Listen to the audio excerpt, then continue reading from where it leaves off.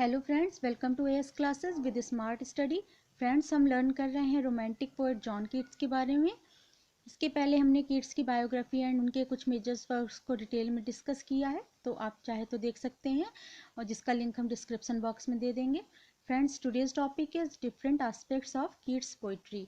आज हम कीट्स की पोइट्री के डिफरेंट फीचर्स को डिस्कस करेंगे। तो फ्रेंड्स, अगर आपको लेक्चर ज़रा भी हेल्पफुल लगे तो चैनल को लाइक, सब्सक्राइब एंड शेयर ज़रूर करिए एंड नोटिफिकेशन बिल को प्रेस करना ना भूलें, जिससे हमारा नोटिफिकेशन आप तक पहुंच सके। Now come to the lecture. Different aspects of Keats poetry. First point is sensuous poet. John Keats as a sensuous poet.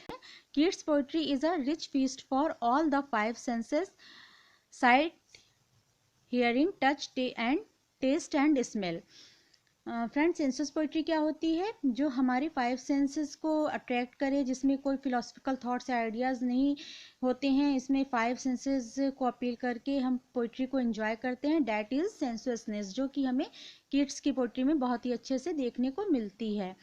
In the world that Keats present is a complete world as experienced by our senses.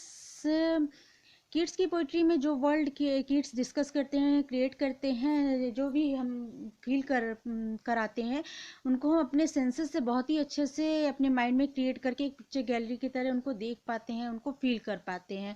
Keats was sensuous in the sense that the in all those things which pleased his eyes, ear और tongue। जो को वो feel कर पाते हैं, वो उसमें जो उनको प्लेजरमेंट मिलता है, वो ना कोई फिलोसफिकल थॉट्स या आइडिया से मिलता है। That is the sensuousness of Keats. चलिए आगे हम लोग देख लेते हैं।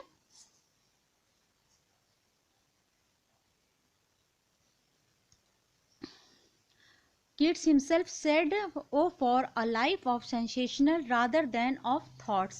कीट्स ने खुद ही कहा है, पोइट्री की खूबसूरती को वो सेंसेस से के थ्रू जो फील करके एंजॉय कर पाते हैं, उसमें उनको जो खुशी, जो प्लेजरमेंट मिलता है, वो फिलोसफिकल थॉट या कोई आइडियाज से, लॉजिकल माइंड से नहीं मिलता है।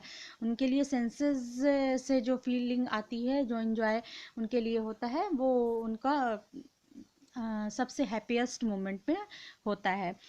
Keats had a keen sense of social responsibility which haunts him again and again, but by nature he is happiest when he is free from thought and reveals in his sensation. Keats अपनी social responsibility के प्रति जागरूक थे, जो कि उन्हें हमेशा haunt करती रहती थी, बट बाय नेचर वो बहुत हैप्पी और होते थे व्हेन, जब वो थॉट्स से फ्री होकर अपने ही अपने सेंसेशन को रिवील करते थे, जो अपने सेंसेस को फील करके वो एक अलग ही वर्ल्ड क्रिएट करते थे, जिसमें कि वो चरम सीमा की आनंद पर पहुंच पाते थे। एंड हैप्पी, सबसे ज़्यादा हैप्पीएस्ट मोमेंट उसी सेंसेस के माध्यम से वो फील कर पाते थे। This is the sensuousness of Keats poetry. चलिए आगे हम लोग कुछ एग्जाम्पल्स से भी समझते हैं। ये हमने कुछ एग्जाम्पल्स उन्हीं के वर्क से लिए हैं। फर्स्ट एग्जाम्पल हम विजुअली इमेजरी का देखेंगे। विजुअली इमेजरी क्या हो गई आपकी? सेंस ऑफ साइट, मतलब जो कि आंखों से देख के जैसे लग रहा है हमने अपनी सब चीज़ आंखों से ही इमेज क्रिएट कर लेते हैं, देखी हुई है हमारी। चलिए देखते हैं। ये हमने पहला एग्जांपल ला बेले डैम सैम्स मर्सी से लिया है। Her hair was long, her foot was light, and her eyes were wild. I saw their starved lips in the gloom, with horrid warning gaped wide. यहाँ पे कीट्स जो है long hair की बात कर रहे हैं। हेयर कैसे है? लॉन्ग है। फुट जो है लाइट है। आइज़ की बात कर रहे हैं। लिप्स की बात कर रहे हैं। तो ये ऐसा लग रहा है, ये सब चीज़ें हम देख रहे हैं, हमें दिख रही हैं। ऐसे वो माइंड में पिक्चर गैलरी को क्रिएट कर देते हैं कि जैसे कि लग रहा है कि हाँ, अपने सेंसेस के माध्यम से वो पूरी तरह से हमें बहुत अच्छे से क्लैरिटी के साथ दिखाई दे रही है। That is the visual imagery of Keats, sense of site, and this is the sensuousness of Keats quality. अब हम ये लो एक एग्जाम्पल इनका ऑडिटरी का भी देखते हैं। ऑडिटरी मीन्स क्या हुआ, सेंस ऑफ हियरिंग। यहाँ पे जैसे ईयर से जो संबंधित है, जो सुनने से समझते हैं, जो सेंस हमारा हियरिंग का है, उससे क्या फील होता है। ये हमने example ode to the nightingale से लिया है। The voice I hear this passing night was heard in ancient days by emperor and clown. Nightingale bird की वॉइस की बात वो करते हैं कि ये नाइटिंगेल की जो वॉइस है वो लगता है वो बहुत पहले से, बहुत ही पुराने, बहुत ही ज़्यादा पहले समय से वे सुनते आ रहे हैं। तो वो आवाज़ हमें जानी पहचानी सी लगती है, जैसे हमने वो आवाज़ सुन रखी है कहीं। वो नाइटिंगेल बर्ड की आवाज़ की उसमें पोएम में बात करते हैं, तो जैसे लग रहा है ये आवाज़ हमें बिल्कुल सुनी हुई है, सुनी हुई रखी है, सुनी हुई, हमने कहीं ना कहीं इसको सुन रखी है, ऐसे वो फील कराते हैं सेंसेस से। जैसे हाँ, वो पोएम में हम खुद ही ये आवाज़ जो जिस चीज़ की बात कर रहे हैं वो हमने कहीं ना कहीं हमसे जानी पहचानी हुई आवाज़ है। That is the sensuous quality of John Keats, that is the senses of hearing. उनके नेक्स्ट पॉइंट की ओर देखते हैं, कीट्स स्कैपिज्म। कीट्स स्कैपिज्म का क्या मीन्स है, चलिए आगे देखते हैं।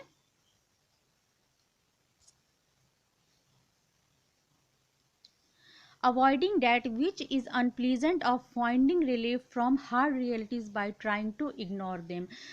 हार्ड रियलिटीज़ को इग्नोर करके, अनप्लीजेंट चीज़ें जो होती हैं उनको अवॉइड करके, जो हम लोग फाइंडिंग रिलीफ, जो हमें जिस चीज़ थोड़ा सा हम रिलीफ को फाइंड करते हैं, वो दैट इज़ द स्कैपिज्म। हम हार्श रियलिटीज़ की ओर से हटकर, इग्नोर करके, हम जो फाइंडिंग रिलीफ, जो हमें रिलीफ कहीं से मिलता है, दैट इज़ द स्कैपिज्म।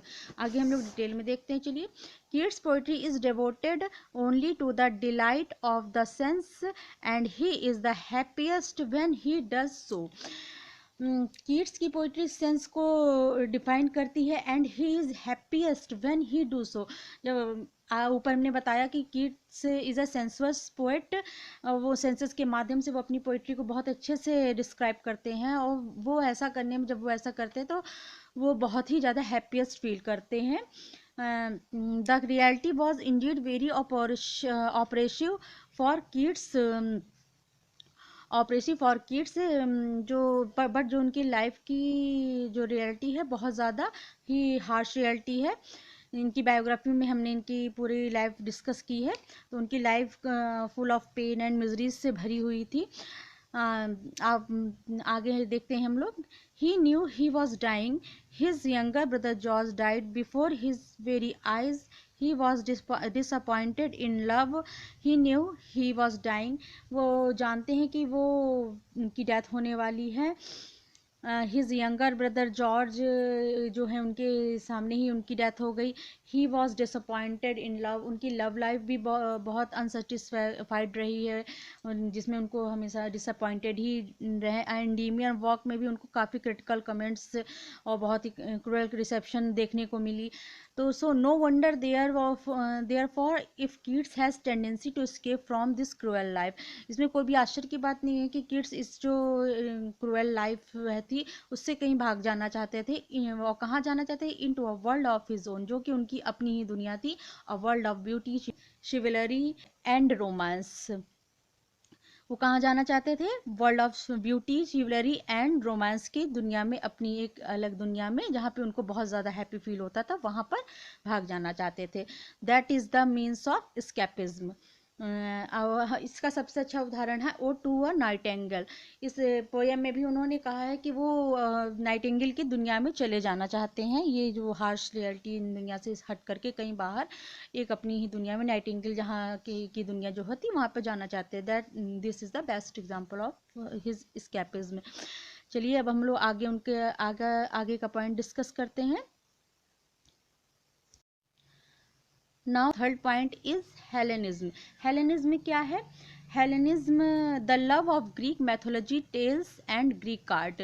जो ग्रीक के मैथोलॉजी है उसके प्रति जो प्रेम है होता है, उनकी tales, Greek art, Greek literature के प्रति जो प्रेम होता है, that is called Hellenism. The poetry of John Keats shares Greek themes. जो जॉन कीट्स की पोइट्री है वो मोस्ट ऑफ ग्रीक थीम्स पर बेस्ड है। Shelley called John Keats a poet of Greek. Shelley John Keats को poet of Greek कहते हैं, वो ग्रीक का पोइट हो। John Keats unending love for Greek art is called his Hellenism. John Keats का जो अनएंडिंग लव है for Greek literature, Greek art के प्रति, that is called his Hellenism.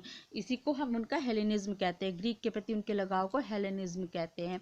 He used Greek art symbols characters in his poetry. उन्होंने अपनी poetry में Greek art को, symbols को, कैरेक्टर्स को यूज़ किया है, बहुत ही अच्छी तरह से यूज़ किया है। Keats greatest poems like Endymions, Hyperion are based on subjects from Greek mythology. जो कीट्स का वर्क है इंडीमियन एंड हाइपेरियन, ये बेस्ड है, इनका सब्जेक्ट जो बेस्ड है ग्रीक मैथोलॉजी पर। स्टोरीज हैं, गॉड स्पिरिट्स हैं, ये बेस्ट एग्जांपल है for Endymion and for kids love for Greek mythology, Endymion and Hyperion. So friend, this is the some important features of John Keats poetry. And next lecture में हम कुछ और features को, important features को discuss करेंगे detail में। और I hope आपको ये लेक्चर अच्छा लगा होगा। अगर आपको ये लेक्चर ज़रा भी हेल्पफुल लगा हो तो प्लीज़ चैनल को लाइक, सब्सक्राइब करें। कुछ भी क्वेरीज हो तो आप कमेंट बॉक्स में पूछ सकते हैं, जिसका रिप्लाई हम ज़रूर देंगे। एंड चलिए मिलते हैं फिर कुछ और फीचर्स के साथ इनकी न्यू वीडियो में। Okay, thanks for watching, thank you.